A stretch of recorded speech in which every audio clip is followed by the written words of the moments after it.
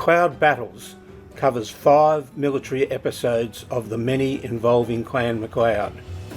From the late 13th century, the ruling authority of the west coast of Scotland and the Hebrides was the Lord of the Isles.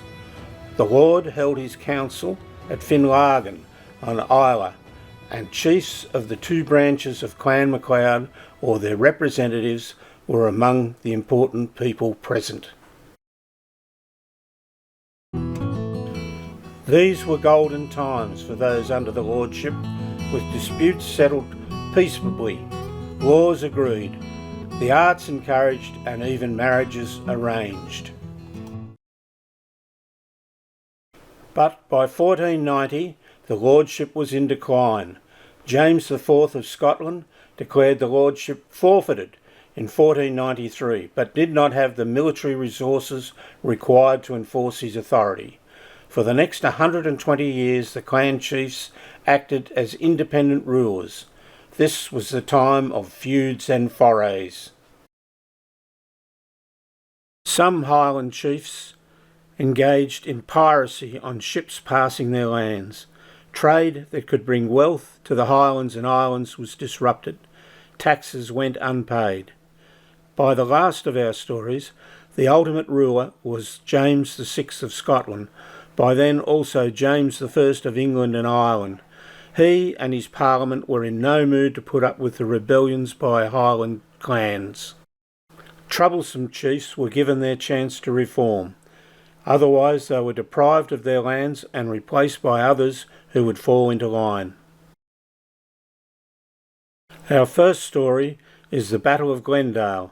Narrator Ruth MacLeod, who inherited her interest in the clan through her family.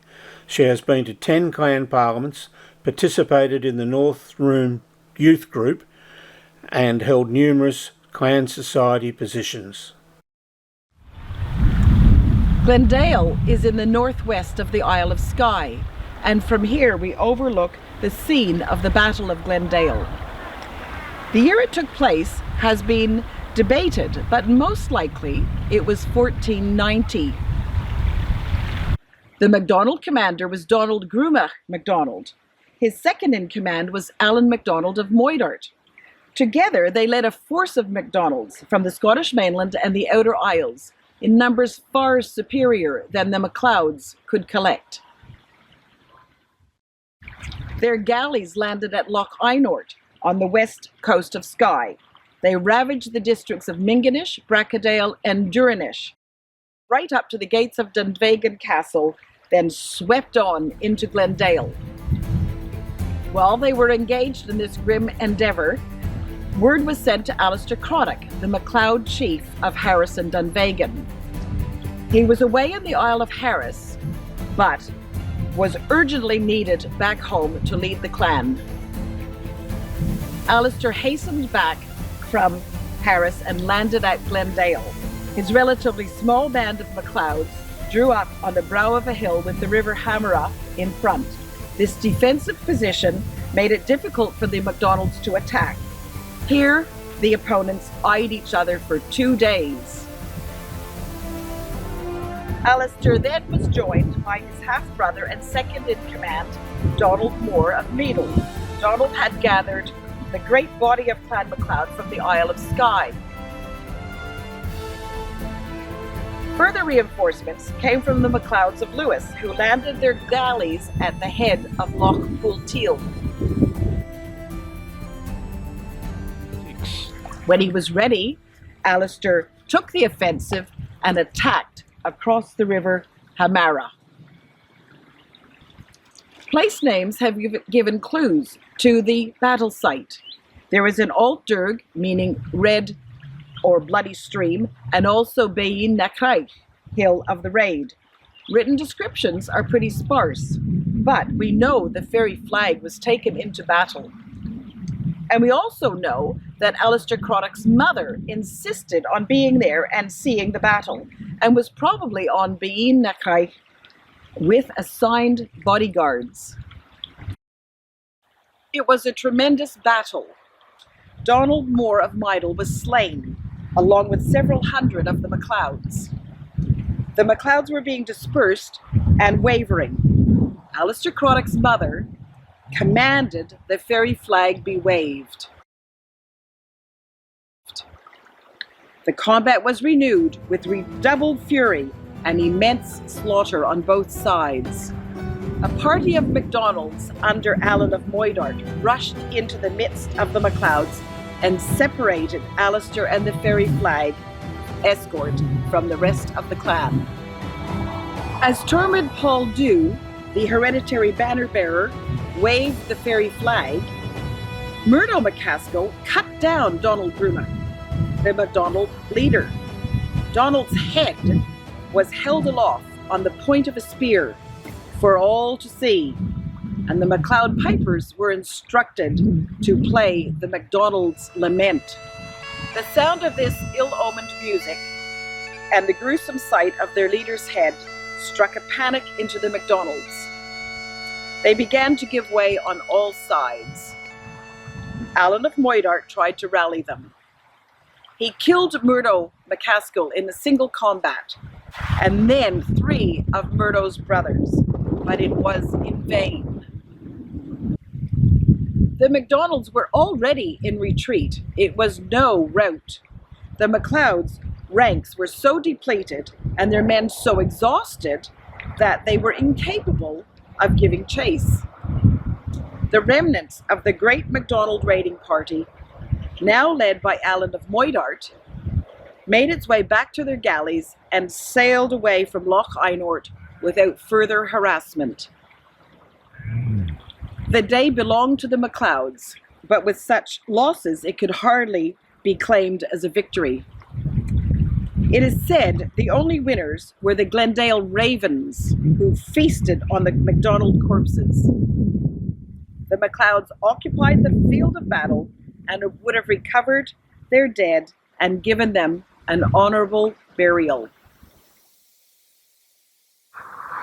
The beautiful church of St Clements at Rodal was restored by Alistair Craddock, 8th chief of the MacLeods of Harris and Dunvegan. Alistair was the chief who led the clan at the Battle of Glendale. Alistair Craddock built a magnificent tomb inside the church for himself. The carvings depict Dunvegan Castle, hunting scenes and war galleys, a tomb fit for a powerful chief. He was interred here in 1547 when he died. He was the first MacLeod chief of Harris and Dunvegan not to be buried on Iona. The hereditary standard bearer of the fairy flag at the Battle of Glendale was Tormund Paul Dew MacLeod, meaning Norman, son of Paul Dew, or Black Paul. He was struck down during the battle after he waved the flag. Alistair wanted him buried with the greatest possible honours, so he had in this northeast corner of St Clements a coffin made. It sat on the ground, it was about 12 inches high, and on the top of it was an iron grate. Tormund's remains were laid out on the iron grate and the coffin closed. The position of standard bearer was hereditary, and this became the burying place of Tormund's succeeding standard bearers. As each passed away, the coffin lid was raised and his remains shaken down. The new occupant was placed on the grate and the coffin lid closed. This practice started with Tormund Paul Dew and only ended in the 1700s when he had no more male descendants.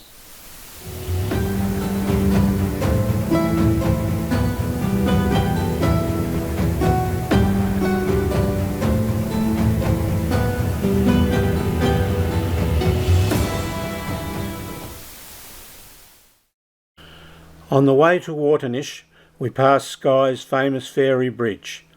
An early MacLeod chief is said to have been given the fairy flag here by his fairy wife as she left him to return to her own people.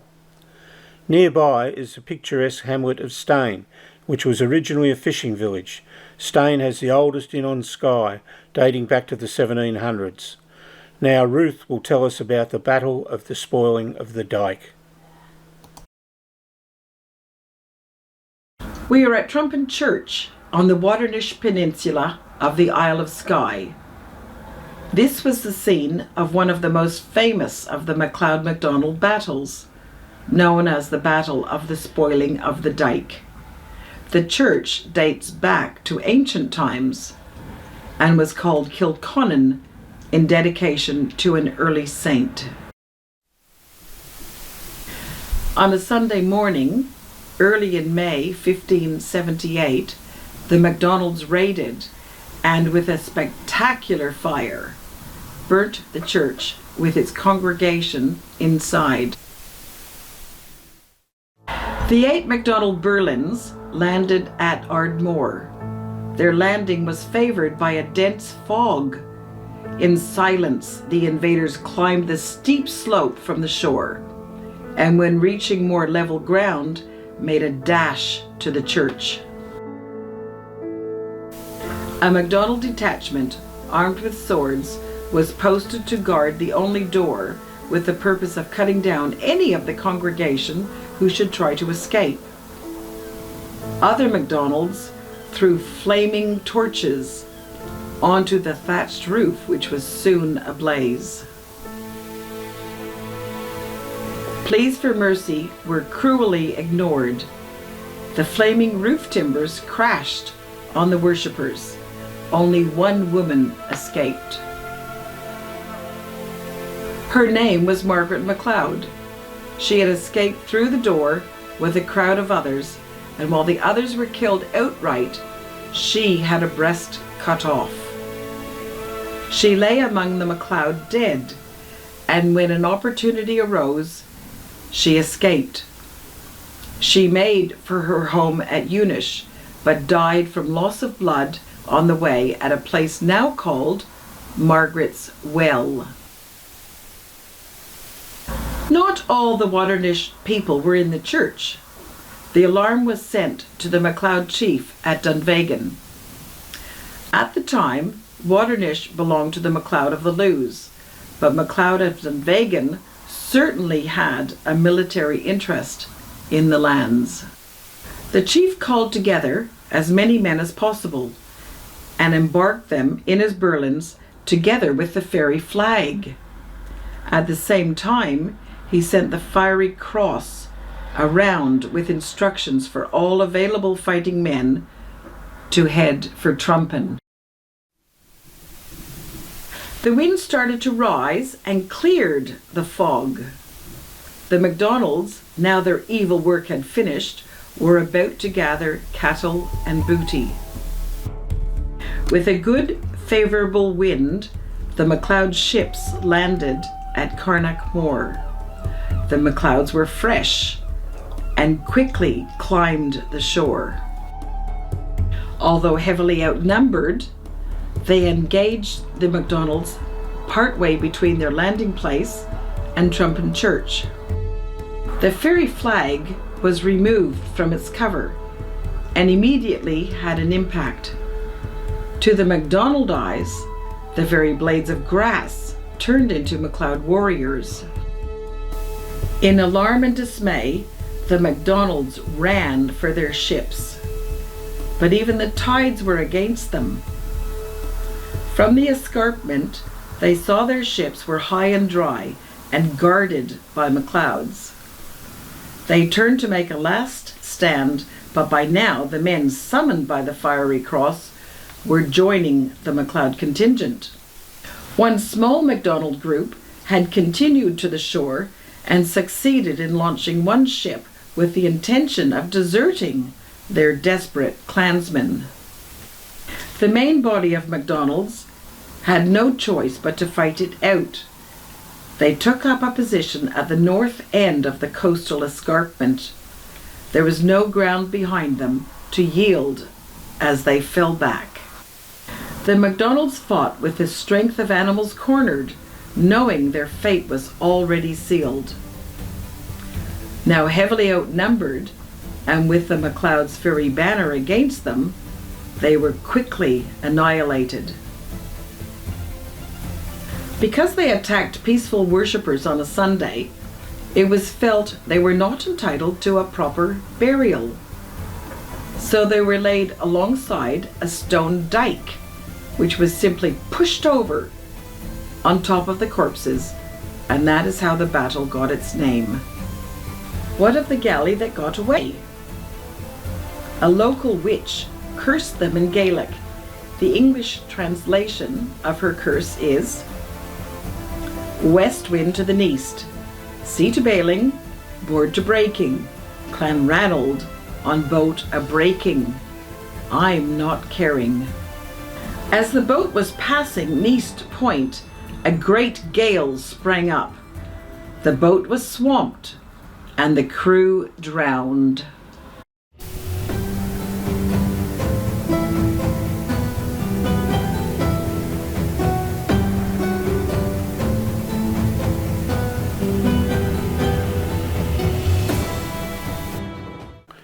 The fiery cross was carried by a runner through villages.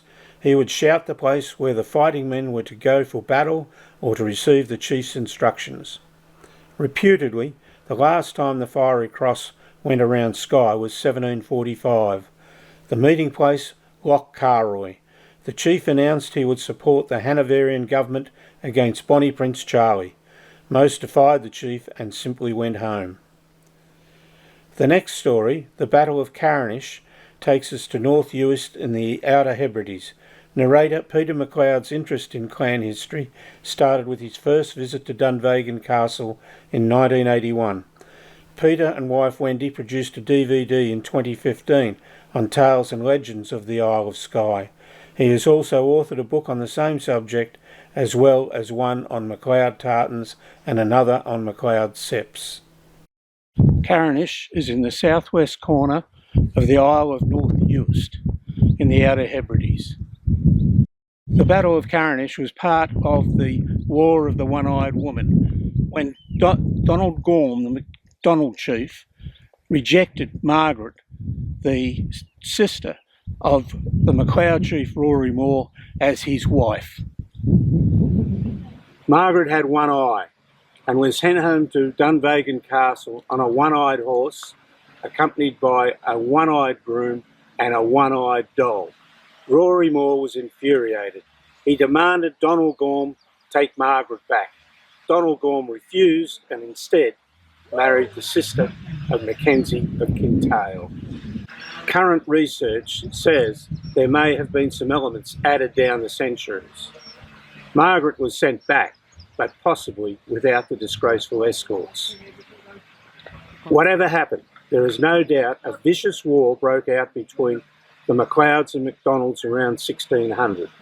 Firstly, Rory Moore invaded the MacDonald-held Trottenish Peninsula with fire and sword, burning and pillaging as he went. Donald Gorm retaliated.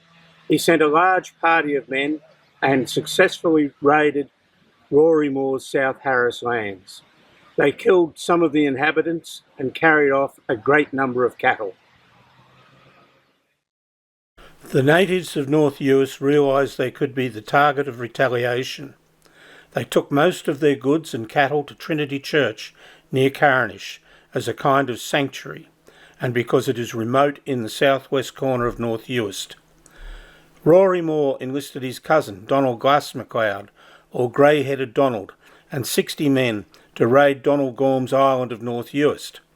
Donald Glass also brought along his son, a brave young man whose name we don't know.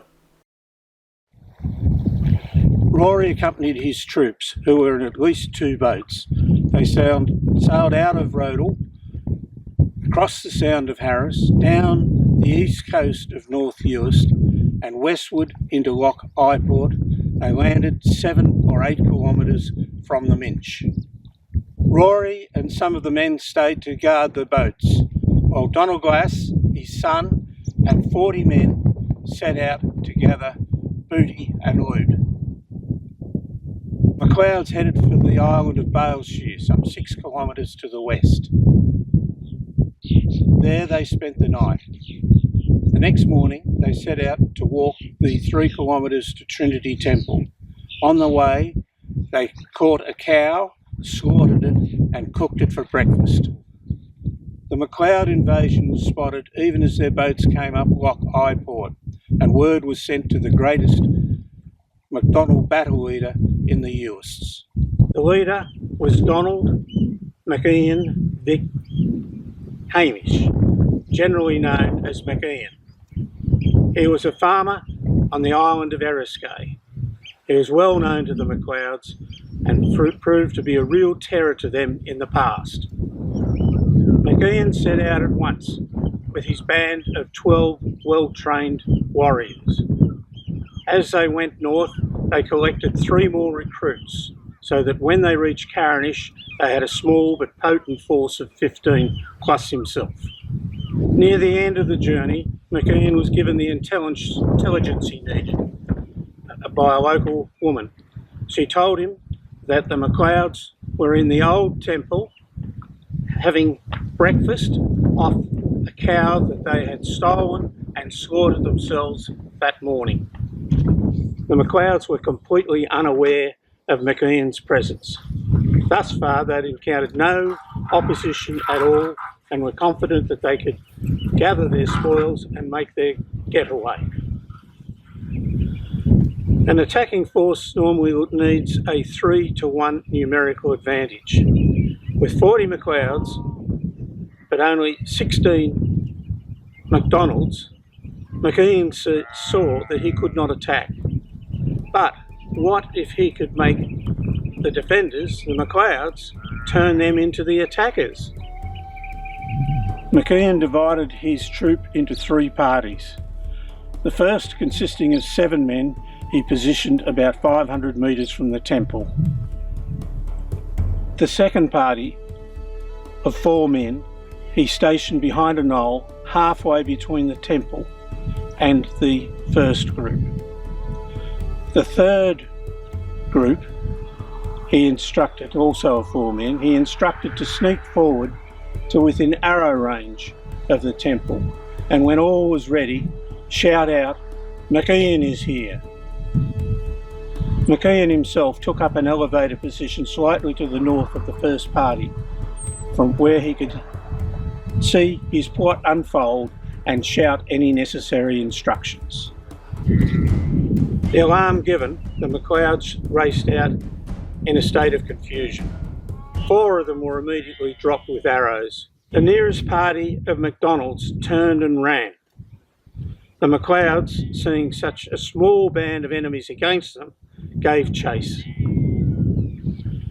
But the MacDonalds only ran as far as the next party. Immediately, another 8 MacLeods were dropped with well-aimed arrows. Again, the MacDonalds retreated, but only as far as the party of 7. Now, 15 archers made terrible holes in the MacLeods. MacIan realised that the MacDonald bows were shooting further than those of the MacLeods. He had the MacDonalds slowly withdraw while the MacLeods were advancing. The MacDonald arrows were still striking down the MacLeods, while the MacLeod arrows were falling short, even though they were still advancing. Donald Glass saw that he was losing the day, and he could not go on with the MacDonald bows taking such a dreadful toll. Their escape route was blocked off by MacIan and his men. The only course of action was a desperate rush forward and engage in hand-to-hand combat. The MacDonalds also rushed forward, and the 2 sides engaged at a place now called the Ditch of Blood. By chance, one of the last of the MacLeod arrows hit MacIan in the foot, and he fell full forward into the ditch. His men, seeing their leader laid low and suspecting that his injuries were more serious than they were totally infuriated and therefore laid with gusto into the MacLeods.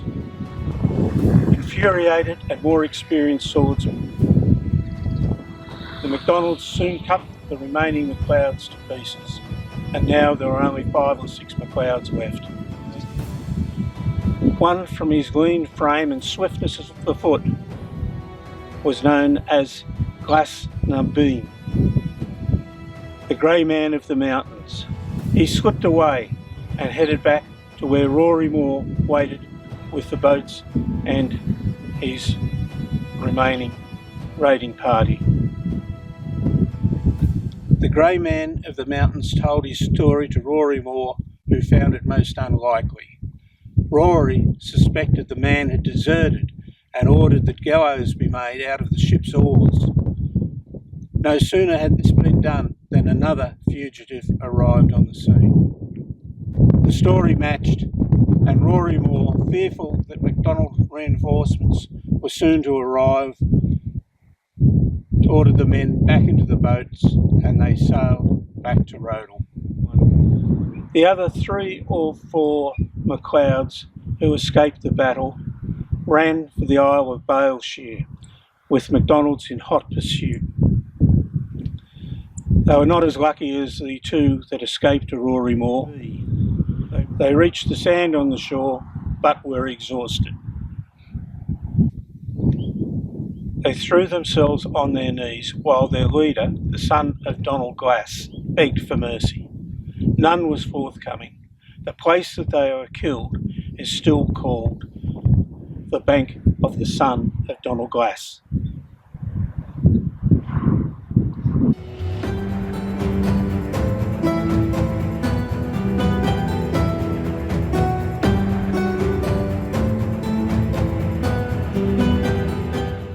After a couple of years, the War of the One-Eyed Woman was settled with the intervention of King James VI. He instructed the Earl of Argyll to force peace on Rory Moore and the Earl of Huntly to do the same with Donald Gorm. A peace treaty was produced and presented to the 2 chiefs. Rory Moore signed before Argyll in Glasgow, Donald Gorm signed before Huntly at Elandonnan Castle. To celebrate, Rory Moore invited Donald Gorm and his retinue to Dunvegan Castle. After a hesitant start, the joyous festivities, with much drinking, bagpipes and other entertainment, lasted 3 weeks.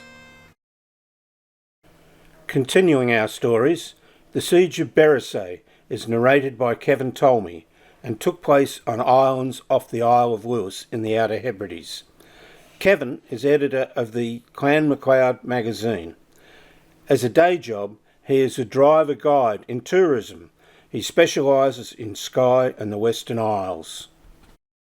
1. Beresay is a small 10-hectare island at the mouth of Loch Roag on the west coast of Lewis. It featured in the last days of the supporters of the ancient MacLeod chiefs of Lewis. Old Drury, who was born about 1500 and became chief of the MacLeods of Lewis around 1537, like the chiefs before him, was a strong supporter of the attempts by Clan Donald to re-establish the Lordship of the Isles. This put him against the King of Scots. Throughout the 1500s there was anarchy in the Isle of Lewis. Men of power robbed and murdered at will. Some engaged in piracy, thus disrupting trade. Foremost amongst the lawless were the MacLeods of Lewis, entrenched in their stronghold of Stornoway Castle. The king and the authorities in Edinburgh were powerless to bring about law and order. In the second half of the 1500s, matters became worse in the dispute over who would be Old Drury's heir. Old Drury, MacLeod of Lewis, died in 1595, and his sons and grandsons split into 2 warring factions. In the 1580s, King James VI received reports that Lewis was fertile, crops bountiful, and the seas full of fish. "These riches are wasted on savages, whilst my treasury lies bare," he said, and he devised a scheme in 1597. He demanded that those who claimed to own land in the islands and highlands bring their charters to Edinburgh to prove their claims. The MacLeods of Lewis couldn't comply. Their charters had been stolen years before and were held by the Mackenzies of Kintail. The MacLeod of Lewis lands were declared forfeit and deemed to be held by the king. The king handed possession to a group of Fife gentlemen known as the Fife Adventurers. They were to hold the island rent-free for 7 years, provided they colonised and civilised the island at their own expense. In 1598, the Fife Adventurers tried to establish themselves on Lewis. They landed near Stornoway with 600 mercenaries and some settlers. They were resisted by 2 illegitimate sons of Old Drury, half-brothers Murdo and Neil MacLeod, and their warrior followers. The Fife Adventurers became disillusioned. Not only was the harassment continuous, but the lands were nowhere near as fertile as they'd been led to believe. The brothers fell out, and Neil handed Murdo over to the government, who executed him. Neil's reward for this betrayal was a pardon for all his previous crimes. This was the high point for the adventurers. Neil seemed to accept their presence, and they came to terms with some of the islanders by allocating them land, provided they kept the peace. It didn't last. Neil argued with Sir James Spence, one of the principal adventurers, and war broke out again. The adventurers set an ambush for Neil, but he was forewarned. Neil and his supporters killed 60 of those sent to ambush him. The chief of the Mackenzies had long aspired to add Lewis to his lands. He released his prisoner, Norman MacLeod, another half-brother of Neil. Norman was Old Ruary's last surviving legitimate son and had the strongest claim to the Lewis chiefship. Mackenzie knew the islanders would rise in support of Norman. They did, and he made a surprise attack on the adventurers' town near Stornoway. Many were killed and taken prisoner as the town was burned. After 8 months, most of the captives were conditionally released. They promised never to return and to obtain a pardon for the islanders for all their crimes. Further, they were to arrange for the rights held by the adventurers to be transferred to Norman. As a guarantee, 2 of the principal adventurers were to be retained as hostages. The king and the Privy Council gave the undertakings, but without any intention of keeping them. The hostages were released in 1602. The king was humiliated. He planned to raise a force to support the adventurers. His plan was delayed. King James VI, King of Scots, had become King James I of Great Britain and moved to London, but the force did invade in 1605. Norman submitted quickly and was sent to London, where he escaped execution but was imprisoned. In 1615, he was exiled to Holland, where he later died. Mackenzie pretended to support the adventurers, whilst behind their backs he was supporting Neil, who was now in full revolt. In 1609, they'd had enough. They withdrew to Fife and sold their interest in Lewis to Mackenzie. In 1610, Mackenzie crossed to Lewis to take possession of his new lands. Most of the war-weary inhabitants accepted him. Neil and his band did not submit. They were kicked out of Stornoway Castle and driven west by Mackenzie's men. The last 40 took refuge on the Isle of Bersay, where they even constructed an artificial loch to collect rainwater. For 2.5 years, they made a major nuisance of themselves by conducting raids into the Isle of Lewis. Bersay has rocky islets all around it, but the main island is 400 metres north to south and 300 metres east to west. It lies approximately 2 kilometres from Great Bernera and is readily defensible. The west side is exposed to the Atlantic Ocean. All around there are 40-metre cliffs with difficult access to the top.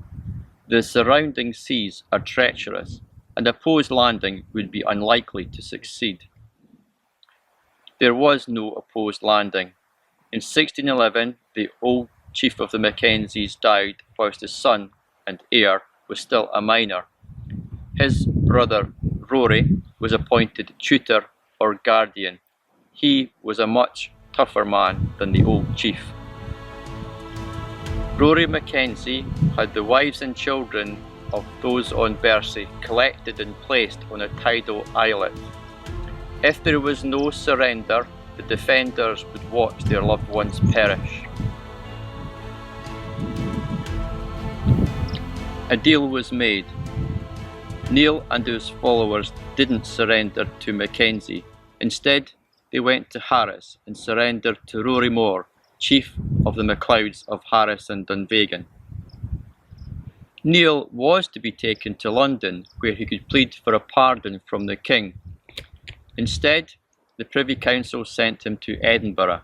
No sympathy there. He was put on trial in March 1613 and executed in April.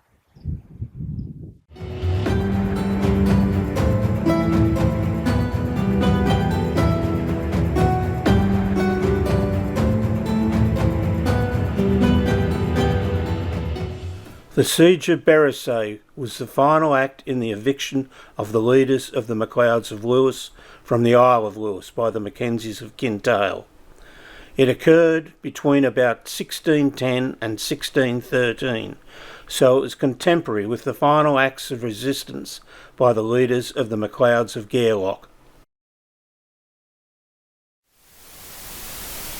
The MacLeods of Gairloch were evicted from their homelands by the Mackenzies of Gairloch after several raids and skirmishes in 1609 and 1610. So, over a few short years, two major branches of Soil Torquil fell and lost their lands to two different branches of Clan Mackenzie. How the MacLeods of Gairloch came to be evicted follows next. Gairloch is on the west coast of the Scottish mainland.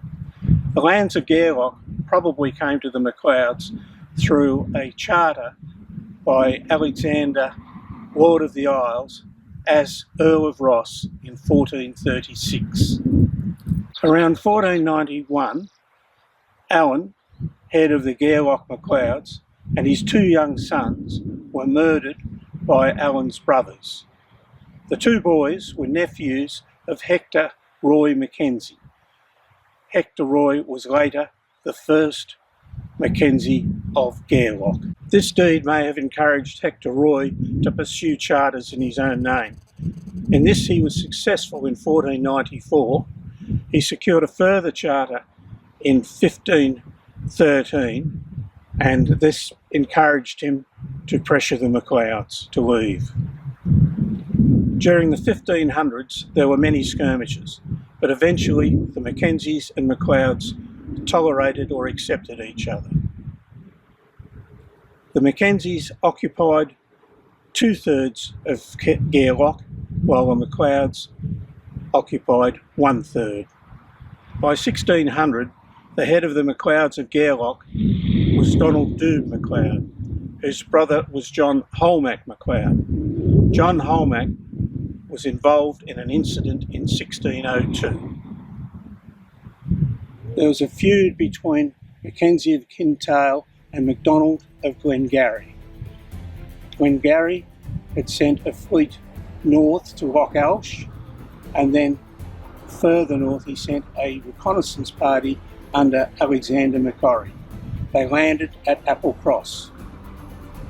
Mackenzie sent his own party of 26 men and 8 rowers under Alexander Mackenzie of Ilty. They went in John Holmack's boat, and John Holmack was second in command. They were sent south to gather intelligence on Glengarry's movements. By chance, they landed on the opposite side of a promontory to Magorie's men. Magorie refused to run and was killed.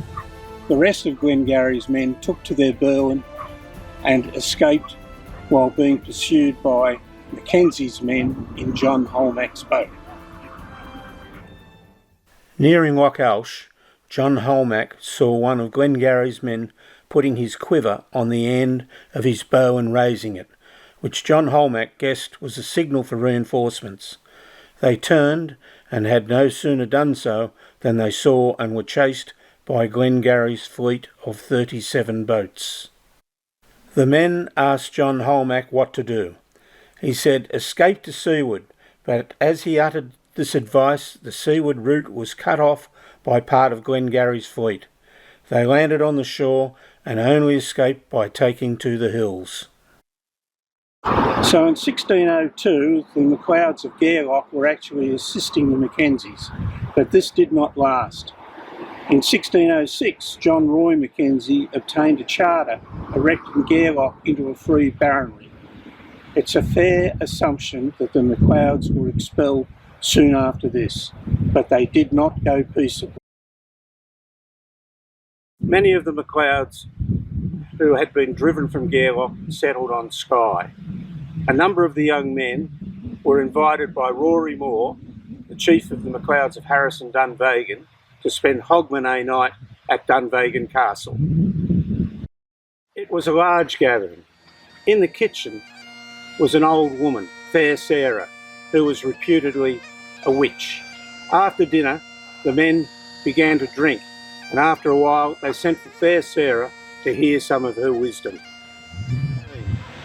She joined them in the great hall and had a glass or two, and after a while she said, "It was a poor thing that the men of Gairloch had been deprived of their own lands and had to live in comparative poverty in Skye. But," she said, "prepare yourself. Start tomorrow. Sail in the Black Burlin and you will regain Gairloch." The young men, not being overburdened with wisdom, believed her. They sailed in the morning, and that evening were here in Loch Gairloch. They knew the great McRae archers were in Gairloch and decided to turn to the south of the loch. They moored at a small island called Elan Frarrock, Heather Island. Their plan was to camp on the island overnight and the next morning walk around the shoreline to Doon Gairloch, the Mackenzie stronghold. Unknown to the MacLeods, their movements had been watched. Donald Oda MacIan Leith and his brother Ian Oda MacIan Leith, two crack McRae archers, determined to oppose the MacLeods. They positioned themselves behind the flat rock overlooking Heather Island. The brothers still had a full view of the island 200 metres away, but were hidden from the MacLeods. At dawn, the brothers opened fire. A number of MacLeods were killed before their comrades could even work out where the arrows were coming from. One MacLeod climbed the mast of the Burlin to obtain a better view, but he was killed by an arrow that pinned him to the mast. The slaughter continued until the remnants of the MacLeods made their way to the Burlin and cut her loose. As she headed to sea and was out of arrow range, only two MacLeods were left alive. The name Lek na Saghead, the flat rock of the arrows, commemorates the incident.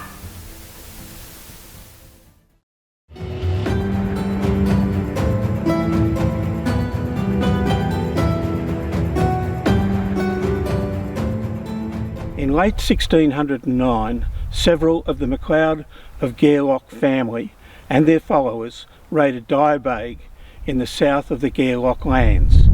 They killed the tacksman, Donald McAllister Roy Mackenzie, and several of his tenants. A Privy Council document of the 20th of February 1610 names 21 of the raiders. John Holmy MacLeod was amongst them. The booty taken was 40 cattle, 30 horses, 80 goats, 120 sheep, and goods to the value of £1,000. The 21 were declared outlaws. With John Holmack's eldest brother probably dead, his other brother, Donald Doob, known to be dead, John Holmack would have been one of the leaders of the raid.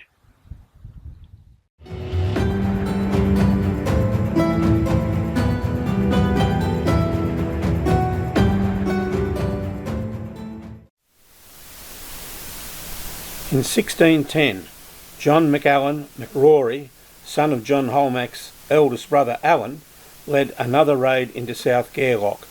John Holmack was his second in command.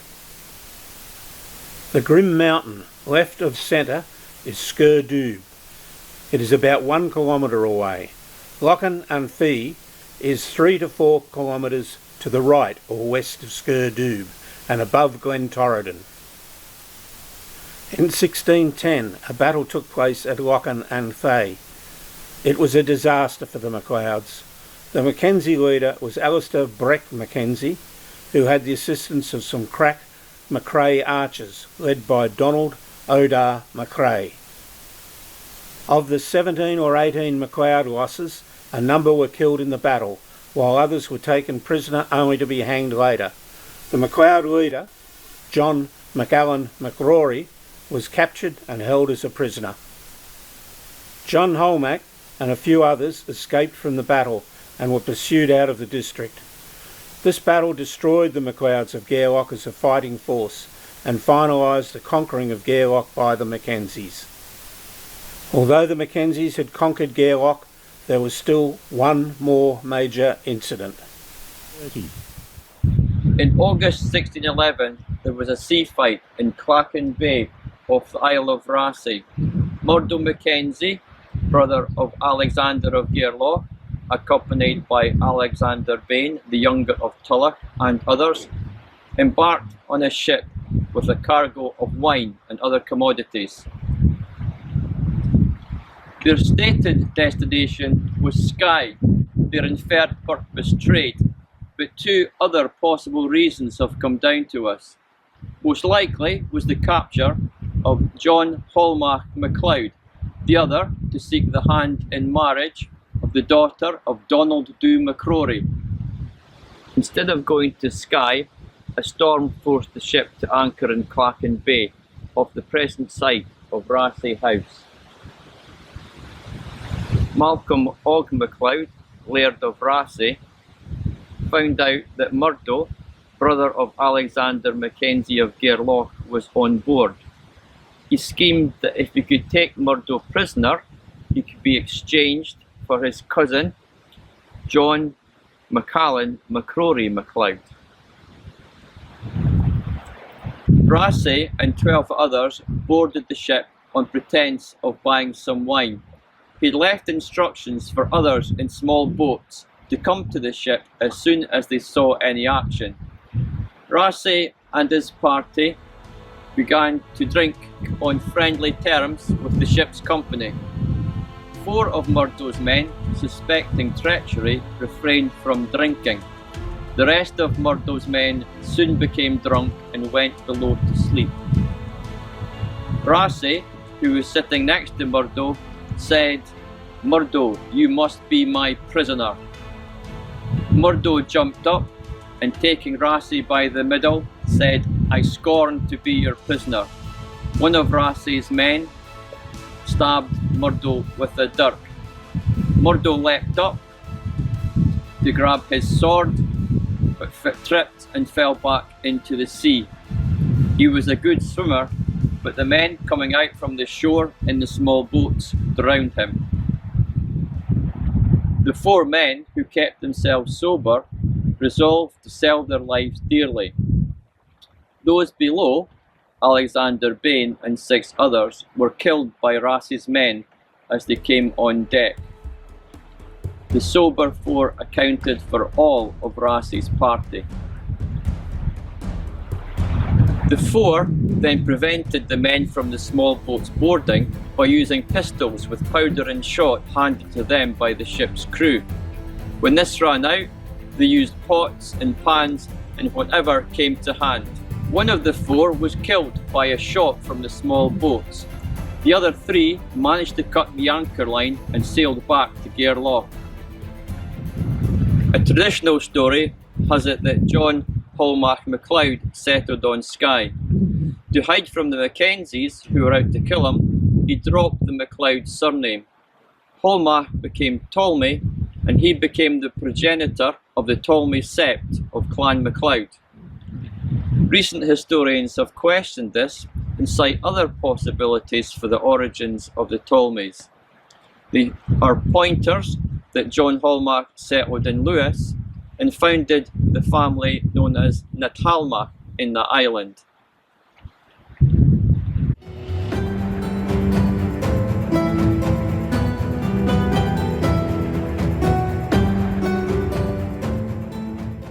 Peace was enforced between the MacLeods and the MacDonalds around 1603, ending the War of the One-Eyed Woman. Neil MacLeod, the leader of the resistance to the takeover of the Isle of Lewis by the Mackenzies, was executed in April 1613. Attempts by the MacLeods to regain Gairloch from the Mackenzies were crushed in 1610. A branch of Soil Telcor still held Ascent and its stronghold of Ardwick Castle.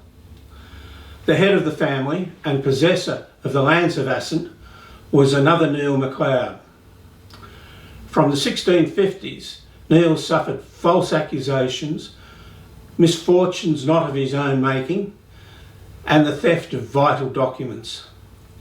There was a potential armed conflict, but by 1672, when Mackenzie of Seaforth took possession, lawyers were more powerful than armed clansmen. Effectively, clan battles involving the MacLeods ended by this time. Although there were battles between other clans, these became rarer as the 1600s passed.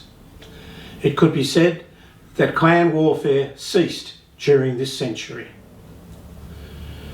The clans didn't stop fighting, but rather they were recruited by the government or a would-be government such as the Stuarts to fight on their behalf.